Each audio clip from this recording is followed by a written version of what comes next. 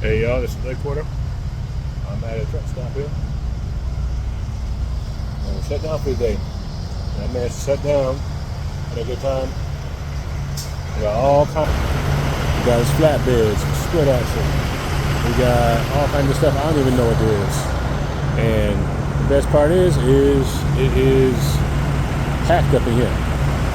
I'm not gonna give the location where I am as far as the namesake, just because it's there that way. If you find out or see, good for you. But in any case, yeah, we out here and enjoying it. I'm in Alabama, and it's a wonderful thing here. There's something else in Alabama that every once in a while I actually come in here just to, enjoy it. Look, we got another flatbed. There's flatbeds, you got box truck, you got refrigerator, all makes and models. You got Freightliners, Kenworths, Volvos, Peterbilts, Hot Shots, all up in here. There's even models of trucks here that I don't even know. I know a lot about trucks, but I don't know everything. So, one of the things, oh look at that, we got us a right down there with the white hood. So we have what we call a interstate over there. I mean, it's right over there, you can see the cars moving. That there is the interstate. And that interstate is amazing, proper to its loves. It's so amazing, it's bumpy. Do you ever drive down the road and see a tire shake when it shouldn't? When you drive in a car or truck, you can truck it. And it can be a little jarring. Jumping up and down is a little much for me. A hopping tire is normal. It means it has balance, but when the whole thing shakes, I think a little bit of a problem. While I'm over here, doing a little walk around here, and I'll show y'all something you probably don't know about. And if you do, that's cool. It's just for show. It's called a cat scale. And a cat scale is to weigh the truck, the axles, steer, drives, and tandems. I'll show you what I'm talking about.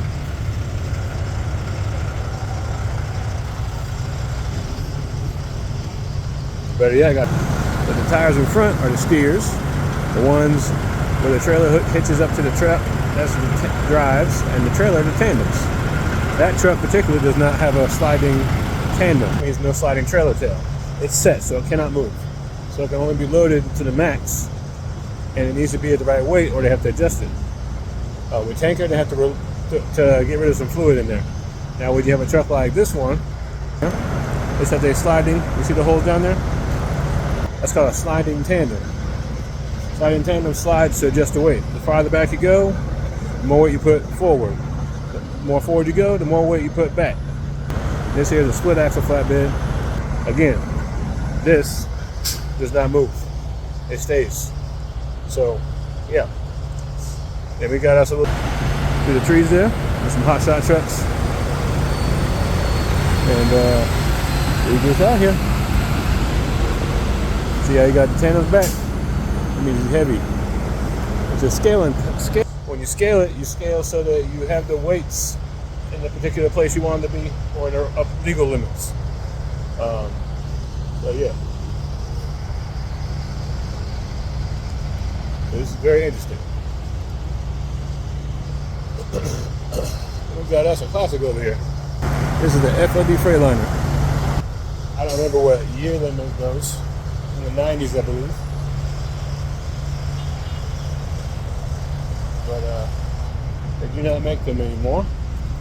They're replaced by the Cascadia. And before that, the Columbia.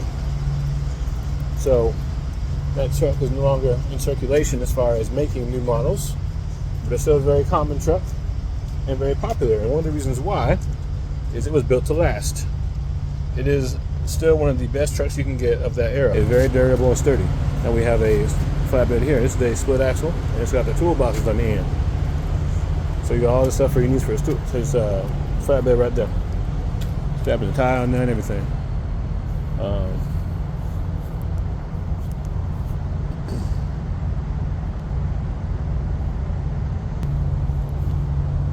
All right, y'all. So that's a very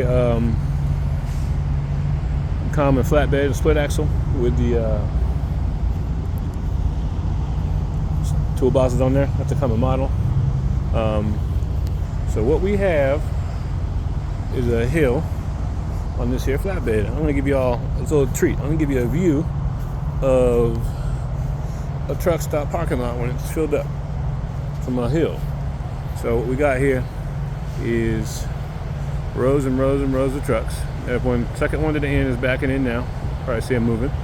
Okay, and then we got all these trucks there. All right. Now there's more over there, and then there's a tree line, and I'm not even gonna lie, it is amazing to get out of the truck. It is amazing. You get out, stretch your legs, move around a little bit. A truck driver, well, you don't know this, but a truck driver doesn't just drive. If he's married, he has a family at home, or her, because there are women truck drivers, so shout out to them. All women truck drivers, you know. Good job on y'all getting it. Keep hustling. As for the husbands out here, keep grinding and never give up. And don't settle for what you don't want. If it's not what you want, don't do it. No one has the right or the power or the authority to give you what you don't want. Only you do. Only one who can't do it is you. There's always options. It may not be the option you want to do in the end, but guess what? When you look back on your life and you didn't do what you wanted to do or what you needed to do, you don't get that time back. But back on, we'll go on that another time, but back on husbands being married. When you're married and you have kids at home and you drive, you can't just drive reckless. You gotta drive with the intent of going home to see your family and knowing they love you and miss you. I'm married. I have a son and a daughter. My son's 2. My daughter is going to be 1 on the 13th of this month. It's April the 1st right now. And I get to go home and see her on her birthday. I'm so excited. And it's going to be amazing. I have not seen her since she was not able to walk. She is walking now, and I wasn't there to see that. One of the things with trucking is if you do not plan or you're working hard to provide for your family at home, you might miss. And many times you will miss, like soccer events, matches with sports, or even important events like talking, walking, teething. You're going to miss those things. Your spouse at home is going to miss you, and you're going to need to have a really strong bond and connection with them because you're going to be out working. They're not going to be able to see you, and you guys have to understand and remember why you're there. You have to understand and remember that you are there for each other, and when you need to take time to talk, go ahead and do it. Only thing you're hurting if you don't do it is yourself and your relationship. Your kids, you're going to miss them too. So anytime you have a chance to swing by the house while you're running, or you get a 34, or you have time to have home time. And by the way, in case you are new to watching any of my videos, I am a truck driver. A 34 is a 34 reset, which is 24 hours plus 14 hours off duty, not driving, and or in sleeper berth. In case any of you are aware or wondering, this does include if you have to drive and go somewhere like to personal convenience to the store. Personal convenience is not duty time, so it does not count. So it will not mess up your 34. However, if you drive and do not have it correctly set up, it can interrupt it. But more on that in another video. Family time is important time. When you have home time, enjoy it. Try and plan your time when you're on the road. When you know you're going home, to have time to be rested enough when you go home, you're not just resting in bed. When I go home, my wife is always happy to see me, but I have a little daughter who just absolutely adores me. Her name is Jasmine, and she is so special. My little daughter is growing teeth. She starts saying, "Dad, Dad." And she reached up and hugged me. She was so happy, a big smile. My son, Joshua Jr., he absolutely loves me. When I come home, he hugs me. He doesn't want to let me go. He misses me. And this is one of the things about trucking. There's many ways You can do it. It's a very versatile career. You can do over the road where you're gone any length of time, from 2 weeks to a month. It depends. You can be gone 6 months if you want to. There's regional, where you can be home weekends, every other weekend. It depends on the company. Local, where you're home every single night.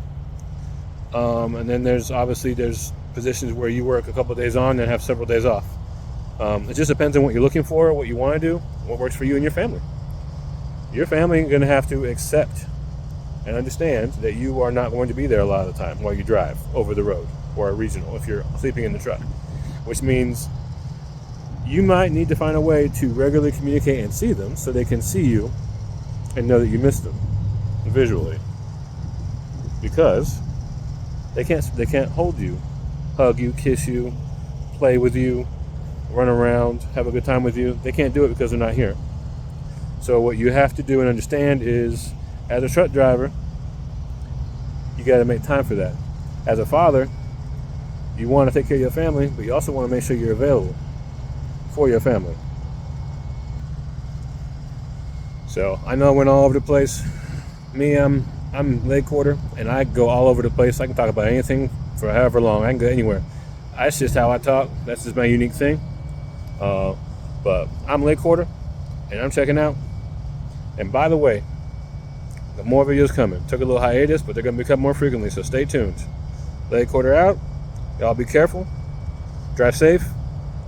When you see something crazy in front of you, and if you're less than a car length away, fall back. Advice from leg quarter, fall back. You know why? You never know when you're going to have to hit the brakes. And a truck doesn't stop for at least a football length, minimum. That's on dry pavement, perfect conditions, good tires, loaded. Loaded actually takes about 3. Empty can take up to 1 or 2 football fields. But y'all have a great day. I'm out of here.